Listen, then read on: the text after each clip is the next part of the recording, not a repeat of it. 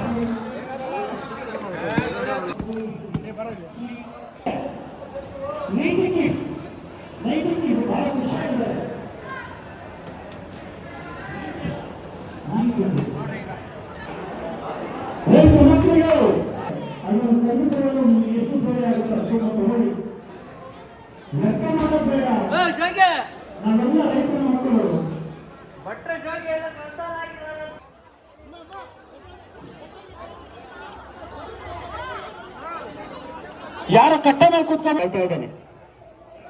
ಅನ್ನ ಪ್ರಸಾದ ಕಾರ್ಯಕ್ರಮ ಪ್ರಾರಂಭ, ಅನ್ನ ಸಂತರ್ಪಣೆ ಕಾರ್ಯಕ್ರಮ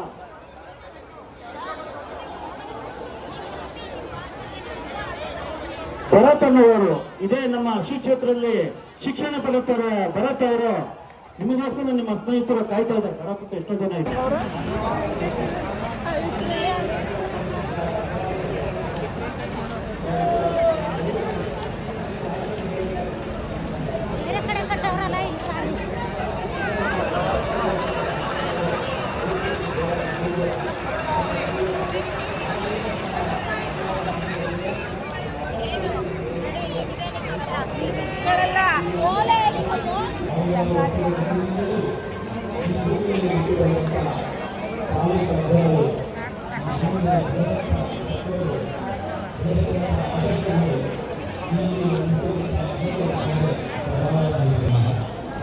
नमः श्री वर्धमानाय निर्दोषकल्लात्मने सालोकानां विलोकानां यद्विद्यादर्पणायते अज्ञानतिमिरान्धानां ज्ञानाञ्जनशलाकया चक्षुरुन्मीलितं येन तस्मै श्रीगुरवे नमः।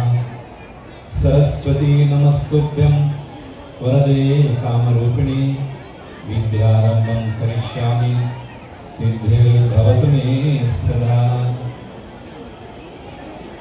ಭಗವಂತನ ಪಾದಮೂಲವನ್ನು ಸ್ಮರಿಸಿಕೊಳ್ತಾ ಶ್ರೀ ಆದಿಚುಂಚನಗಿರಿ ಮಹಾಸಂಸ್ಥಾನ ಮಠದ ಮಹಾರಥೋತ್ಸವ ಕಾರ್ಯಕ್ರಮ ನಿಮಿತ್ತವಾಗಿ ಪರಮ ಪೂಜ್ಯ ಪ್ರಾತಸ್ಮರಣೀಯ ಶ್ರೀ ಶ್ರೀ ಶ್ರೀ ಡಾಕ್ಟರ್ ಬಾಲಗಂಗಾಧರನಾಥ ಸ್ವಾಮೀಜಿಯವರ ಕೃಪಾಶೀರ್ವಾದದೊಂದಿಗೆ ಪ್ರಸ್ತುತ ಪರಮ ಪೂಜ್ಯ ಶ್ರೀಮನ್ ನಿರಂಜನ ಪ್ರಣವಸ್ವರೂಪಿ ಪರಮ ಪೂಜ್ಯ ಜಗದ್ಗುರು ಶ್ರೀ ಶ್ರೀ ಶ್ರೀ ಡಾಕ್ಟರ್ ನಿರ್ಮಲಾನಂದ ಮಹಾಸ್ವಾಮೀಜಿಯವರ ದಿವ್ಯ ನೇತೃತ್ವದಲ್ಲಿ ನಡೆದಿರುವಂಥ ಸರ್ವ ಧರ್ಮ ಸಮ್ಮೇಳನದಲ್ಲಿ ಭಾಗವಹಿಸಿರುವಂಥ ಎಲ್ಲ ಸದ್ಧರ್ಮ ಬಂಧುಗಳೇ, ಹಾಗೆ 2026ರಲ್ಲಿ ಇವರಿಗೆ ಪದ್ಮಶ್ರೀ ಪ್ರಶಸ್ತಿಯನ್ನು ಕೊಟ್ಟು ಭಾರತ ಸರ್ಕಾರ ಗೌರವಿಸಿದೆ.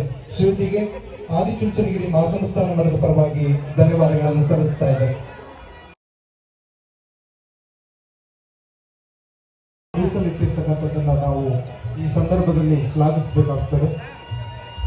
ಪುಸ್ತಕ ಒಂದು ಮಾತು ಹೇಳ್ತದೆ, ತನ್ನನ್ನು ತಲೆ ತಗ್ಗಿಸಿ ನೋಡು, ಓದು, ನನ್ನ ತಲೆ ಎತ್ತಿ ಬದುಕುವಾಗೆ ಮಾಡ್ತೇನೆ ಅಂತ.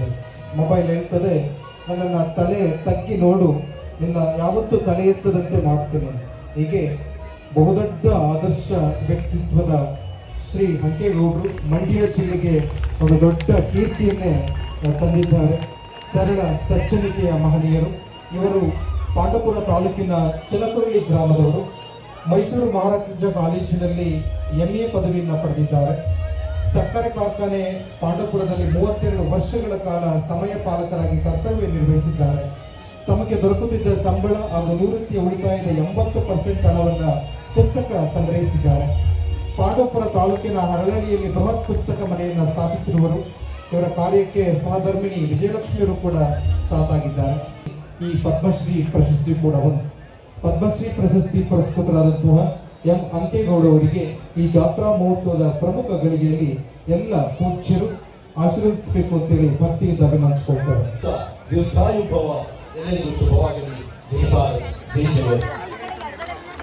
ಅತ್ಯುತ್ತಮ ವಾಕ್ಯೋಕ್ತಿಗಳೊಂದಿಗೆ ತಮ್ಮ ಧರ್ಮದ ಸಂದೇಶವನ್ನ ತಿಳಿಸಿ ಧರ್ಮದ ಗುರಿಯನ್ನು ತಲುಪಲಿಕ್ಕೆ ಅನೇಕ ಪದಗಳು ಧರ್ಮಗಳಿಂದ ಸಂದೇಶವನ್ನು ಸಾರಿದ ಪೂಜ್ಯರಿಗೆ ಧನ್ಯವಾದಗಳನ್ನು ಸಲ್ಲಿಸ್ತಾ ಇದೀಗ